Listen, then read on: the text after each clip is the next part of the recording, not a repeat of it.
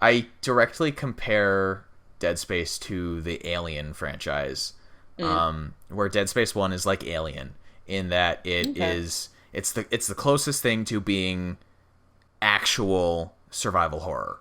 Right. It has the best atmosphere. It has the least focus on action. It has like all of these haunting, dark, like destroyed ship corridors that you're being stalked through, and you actually feel like you're being hunted and everything. And like that's what made Alien such a great like horror action film as well. Oh yeah. And then Dead Space 2 is like Aliens, where it has a much expanded cast and a much greater focus on action, and all of that shooty bang bang made the horror atmosphere kind of take a back seat. And then Dead Space 3 is like Alien 3, where everything just goes completely off the wall. It was great though. The explosion is what sells that. Yeah. Oh yeah. Because it's like, no, why are you trying to cuddle those babies? No. It's not a baby. What are you doing? Yeah. All right, now we are going to take care have taken control of the cell block transfer corridor of these armed guys who have red guns.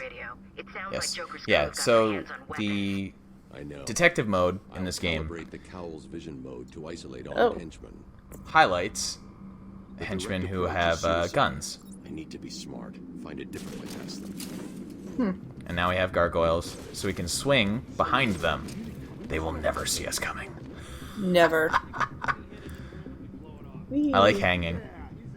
It has literally no use, but it's so cool that you can do it. Oops. I do that a couple times actually. So the way you do silent takedowns is obviously you get close behind an enemy, and you can hit the counter button to do a silent takedown instead. What I keep doing, and what I will continue to do, is hitting the counter button before I'm close enough to do a takedown. So Batman just suddenly does a little flourish on the ground. Like, Batman, why are you doing that? It's just a thing. Oh, he's talking to the Joker. I'll let him have his conversation first. It's rather rude. Yeah. We're gonna let him talk to the Joker. Yeah.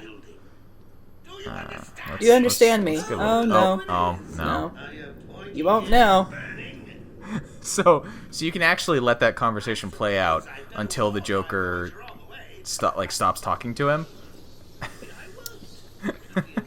And there are quite a few moments that you can do stuff like that throughout these games as well, which it's a little detail that I really like. I actually do enjoy that when games include that, when you cut someone off in conversation and it's just automatically going to something else. Yeah, they acknowledge that there is something different. Mm-hmm. Okay, so this is the first stealth area of the game. Okay. We have 3 enemies currently on the map, and we're going to easily take these guys out because they're positioned very simply, and they don't have good awareness for the way you come into the room. Okay. So you take that first guy out when he starts moving, then you can just grapple up there, take him out, and then we have a kind of island in the middle of this room that we can climb on top of. And our third guy, we can glide kick down towards, which is very fun. Yeah, there we go. And bam! And he was in the middle of saying that we were as good as dead. Shows him. Well, he clearly doesn't know what he's talking about. He's fucking bad. But the Joker's not done. No. Of course not. He has to keep talking. Yeah. He's gonna load this room up with a few more enemies. And Joker teeth that we can't hit yet. So now we have 3 more guys. I will say that's one thing that kind of bothers me in games where there's collectibles, but you're in a mission and you can't do anything about collectibles yet. Technically speaking, you have to wait to clear the room or whatever before doing the collectible thing. It kind of bothers me. It's like, no, I want to get the thing. Why do you do this? Yeah, technically speaking, we could go over and hit the Joker teeth, but it would, we have to go over there after we clear out this room anyway, so. Yeah, so. But yeah, it's stupid and it shouldn't be that big of a deal, but it's like, no, I want the thing. Why? God, I hate you, game. Why do you make me do this? I really wanted to do an inverted takedown, but then he went down to the bottom floor, so let's just drop down and take this guy out that way. And that third guy just has no idea what's going on. We're a Batman. Thanks, Joker. Thank you. How do I think I take this guy out through the ceiling, actually. Oh, yes. Because he's going to go under that glass ceiling. And BAM! Oh, yeah. Now, there's actually persistent area destruction in this game as well, because being a Metroidvania-esque game, you go through locations multiple times. So when we come through this area again, hi Harley, Joker, oh dear, I'm the first.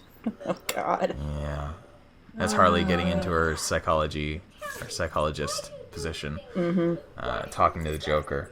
When we come back through this area, the glass that I broke is going to still be broken, which is a nice bit of persistence that games don't always have. I will say, actually, reading this dialogue, it's quite close to the animated series. Oh yeah, well yeah. So. Which I kind of appreciate. We saw in the credit sequence at the beginning of the game, but we didn't point out. Paul Dini is actually the primary writer of this game, and Batman fans most likely will know that Paul Dini was one of the primary showrunners for Batman the Animated Series, which means that yes, there are a great many similarities between Arkham Asylum and the animated series. I want to say that the dialogue was, the subject matter was slightly different. Yeah. But this game is more pathologically gritty than the animated series ever was. Well, even though the animated series can get pretty damn dark. Here's Riddler introducing us to his side quest finally. Oh, finally. One thing I've noticed is that with Harley Quinn, in the animated series, she has two different tones of voices. Yep. One with Harleen Quinzel and the other one with Harley. Yep. This one, there really isn't that much of a distinction. They don't spend a lot of time focusing on her before she was Harley Quinn. Okay, that's sad. Well, yeah, I guess. But still, that's actually, this is the Riddler's Challenge page. This is the only area we've currently unlocked for, but this is what lists all of the stuff you've collected and what you have left to get. So the Harley Quinn comic actually does that as well, because she has her solo comic at the moment, and she is Harley Quinn, but in the comic she's also gotten a part-time job as a psychiatrist again. And while she's in that job, she is once again acting like the professional Harleen Quinzel character, and it's a nice kind of juxtaposition between her manic side and her professional doctor side. Yeah, there was an image that I saw that I guess this little kid had a monkey, and the monkey was hurt, and it was Harley Quinn in her outfit. I want to say it was probably the Suicide Squad, and it was Dr. Fate I think that's what his name was. Can't get that Riddler trophy yet. Oh. But and she had to go patch him up, and she was just like ripping him a new one, and she was like, at least some of us actually earned the title doctor and actually went to medical school. I remember so if you that don't line, mind, Mr. Fate, it's like, oh snap. Jack Ryder. That was awesome. I that was one of the few things that I saw. That was like, oh, I need to go read the comic. Yeah, that was one of the recent, more recent issues. That was a very good line. I was like, damn right, you earned that. Go Harley. So I've been showing it off in the videos so far, but I haven't explained yet. These pop-ups that we get for like the character bios and stuff, I'm leaving them on screen for a couple seconds, just in case people like want to pause the videos to read what they have to say or whatever, because they give a lot of background on the characters that are part of the lore of the Batman universe. I forgot about Jack Ryder. Yes, he's actually listed as being the Creeper in his bio there as well. Has he ever come up again? Because I keep forgetting he's there. Like, I'm just saying in like the Batman series in any regard. Oh, hey, I'm not sure if they've used him in the New 52 yet. I think they have, but is this Poison Ivy's area? Not yet. Okay. No, we're finally going to see Arkham Island, okay. like the entire island. Because I remember Poison Ivy, her cell is nothing but like botany stuff. So yes. Okay. This is the reveal of Arkham Island. Oh. So majestic. As soon as we pan away from Batman. That is a giant moon.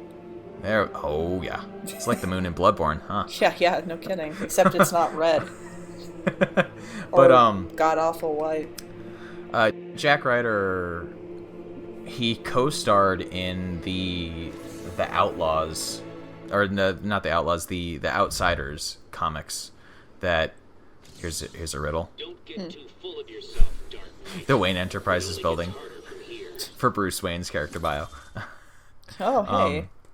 Yeah. Hi, Mr. Wayne. Just in case you weren't aware of yourself, here's your stuff. Yeah, exactly. He starred as the Creeper in the Outsiders from their comic run in the mid 2000s until 2011 when they rebooted it. And of course the Outsiders have been a Batman related superhero team since they were made back in the 80s. They were actually originally formed by Batman. Joker's in control of the island. But I don't know if what they've done with Jack Ryder since DC blew everything up. I don't even think they know what they're gonna do. To be honest. Some loyalty. Because DC has done some weird stuff. Yeah. Like Can't get that Riddler trophy yet. Like some of the weird stuff is fine because it's like, why'd you do that? And then there's the reveal, and it's like, oh, okay, that makes sense. And then there's some weird stuff. It's like, what was the purpose of that again? That was stupid. Okay. Oh, Batmobile. What? What's wrong, Batmobile? Oh, well. Before that, we have another riddle that we wanna trigger. But we're talking to Barbara Gordon. God damn it, Barbara! Shut up. Okay, done. Let us scan this gravestone. Is she Oracle or no? Yes. Okay, yes, that's she what is. I thought. Oh, this must be post-accident then. Yes. Okay. Interestingly, there's the Batmobile. The Arkham Knight actually has DLC that apparently allows you to play as Batgirl. So. Well, that'd be interesting. Well, as Barbara Gordon, okay. I believe, because I know there have been multiple Batgirls as well. Yeah, there has been quite a few, in fact. Amadeus Arkham, one of the founder of Arkham Asylum, who then got committed to Arkham Asylum because he went crazy, as all of the Arkham family members have. That's a little on the suspect. nose. Yeah. Yeah. No wonder this place is like a sieve. Yeah, when the people running the place. Oh, jeez. Can't believe it. They killed Oh, poor Jackson. I never knew him. Poor bastard. We're Batman. We don't care. Yeah, we whatever. As long as Is the Joker as long as, here? No? Well then. Yeah, I don't exactly. care. As long as they're not dying right in front of our eyes, yeah, who cares? Yeah, I can't help a corpse. What do you want with my life? But we can at least make these guys pay. You know, we're gonna knock them out. Well, I'm kind of wondering now. Like, is that pre-accident then? That you can no. is post. I can't remember like how she gets her mobility back. Well, okay, so that's another example of DC doing weird stuff. Oh, that's right. Didn't she get like prosthetics or something? Or like Well, no. Barbara Gordon. Hey guys, back off the Yeah. car, jackasses. Trying to beat up the Batmobile. That's not gonna end well. That's Actually, not cool. it almost ends well for them. Spoiler alert. Anyways, we're gonna see me screw this combat encounter up royally. But no, pre New 52, Barbara Gordon was paralyzed. Right. Like she was permanently paralyzed after the Killing Joke. Right. Oh god, I love the Killing Joke. I believe she momentarily got her legs back in like some sort of mini-series or something, but it wasn't anything that stuck around for the main continuity. And then in like after the New 52, when Gail Simone got the Batgirl series to write, again, she kind of retconned Batgirl being permanently paralyzed. So she was still paralyzed from the Joker shooting her, but she got better. Basically. Because it was just like paralysis, and then she got like physical therapy and healed over time and everything. No, of course. When you shatter your vertebrae in your spinal column, you just need therapy. It's totally fine. Just a little bit of time. Yeah. Well, I think they decided to lessen the severity of the injury, I guess. Yeah, Batman almost died. Explosive gel in the trunk of the Batmobile. One hit left. Yeah, good job. I couldn't remember the reason why that they kind of retconned it. I just remember it was stupid. Well, so Gail Simone Harley trashed the car. was like initially she wanted to keep The Barbara Batmobile. paraplegic, or not paraplegic. Yeah, paraplegic. Isolated trail in the Yes, paraplegic. Batmobile. That's Now the one where quadriplegic. yeah, quadriplegic is where you can't move your arms either. Yeah. Yeah, she wanted to leave Batgirl paraplegic initially. This is a Riddler map, which shows all of the riddles and stuff Oh, on that's your good. map. Yeah, they have one of those for every location. Ta-da! Well, that's cool. Gail Simone wanted to leave Batgirl paraplegic because comic books in general and DC in particular did not have good representation for disabled people. Oh, they barely have any representation. Yeah, exactly. So they wanted to leave Barbara Gordon as Oracle because she was still badass Oh yeah. while being disabled. Father's initials. But then like that was a bunch of years ago, and when she got the Batgirl He's left me a trail to follow. comic with the New 52, she was like, you know, I feel like it's about time for Barbara to be able to get back into the action again, because she's been out of commission and like used and abused by DC's larger company for 20 years since The Killing Joke was written. Like every single time Barbara was brought up, it was always about like, oh, the Killing Joke is being brought back up again and again and again and again, and it's like, oh, she's disabled and she's haunted by the Joker in her past, and like so they couldn't leave that alone, and she was like, I want to get Barbara Gordon past that trauma. And There's better ways to do it though. yeah, oh, totally. Like it was not a very clean transition. No. You know what I've noticed with like DC, and not to bash on DC, but I've noticed they really don't do transitions well. No, not at all. It's almost fascinating to But like I will see admit, how they screw up. I will admit, like, I like Barbara Gordon as Batgirl though, so it didn't really bother me that Right, much. but that's just kind of like ham-fisted. Although I will say with Thor, with his reboot, I was totally not surprised to see who the Lady Thor is. It's like her identity is going to be revealed, and I'm sitting there going, "It's totally Jane." Spoilers. Oh, come on. I mean, really, she was Thor before, if I remember right.